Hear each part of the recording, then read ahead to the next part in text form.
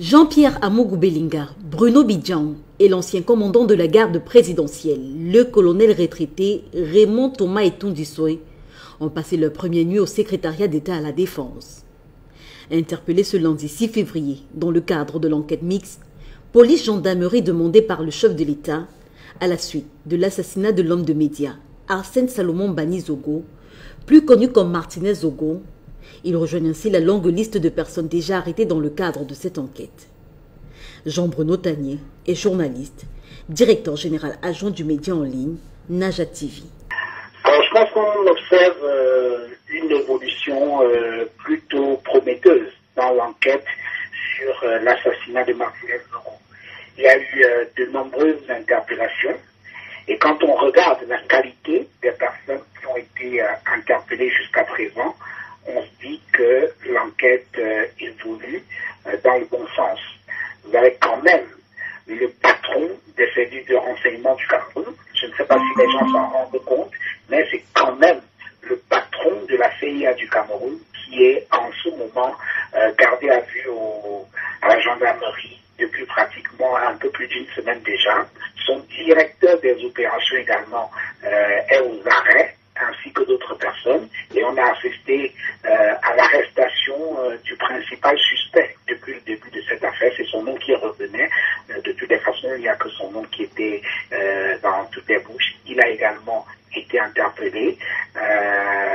Voilà, c'est une évolution plutôt prometteuse de l'enquête. Pour le directeur de publication du journal Kalara, Christophe Bobio-Kono, c'est la première fois qu'une enquête de ce genre vole aussi haut. Il y a des interpellations dans un certain niveau. Jamais on est arrivé à ce niveau d'interpellation-là.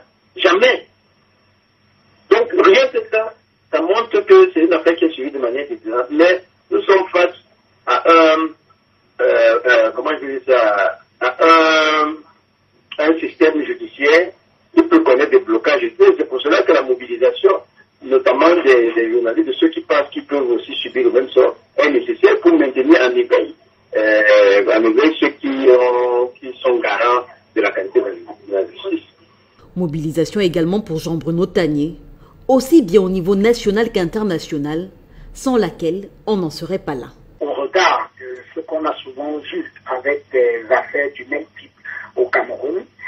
Cette fois, les donnes ont un petit peu changé parce qu'il y a eu une mobilisation non seulement de toute la société camerounaise, pas simplement les journalistes, mais c'est un crime. L'assassinat odieux de Martinez Zogo a choqué la conscience de n'importe quel être humain normalement constitué, et je pense que c'est cela qui a mis un peu de pression sur les autorités camerounaises pour qu'elles essayent de rendre justice. Il faut également dire que cette affaire a eu un retentissement international qui a mis un peu nos autorités dos au mur, et on peut dire qu'elles n'avaient pas d'autre choix que de continuer à faire la lumière sur cette affaire. De toute façon, la pression n'est pas tombée. Ce n'est pas parce qu'on a arrêté deux ou trois personnes, aussi puissantes soient-elles, que l'enquête est bouclée. Je pense que toutes les personnes qui ont été arrêtées jusqu'à présent sont présumées innocentes en attendant que leur responsabilité éventuellement soit clairement établie.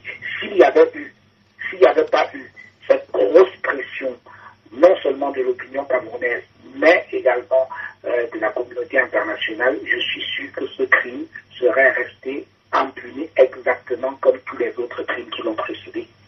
Interrogé par RFI, Maître Claude Assira fait savoir que la privation provisoire de liberté des trois interpellés ce lundi est une garde à vue de fait qui pourrait durer jusqu'à 8 jours. Un délai de détention poursuit l'avocat qui pourrait même être étendu à 15 jours.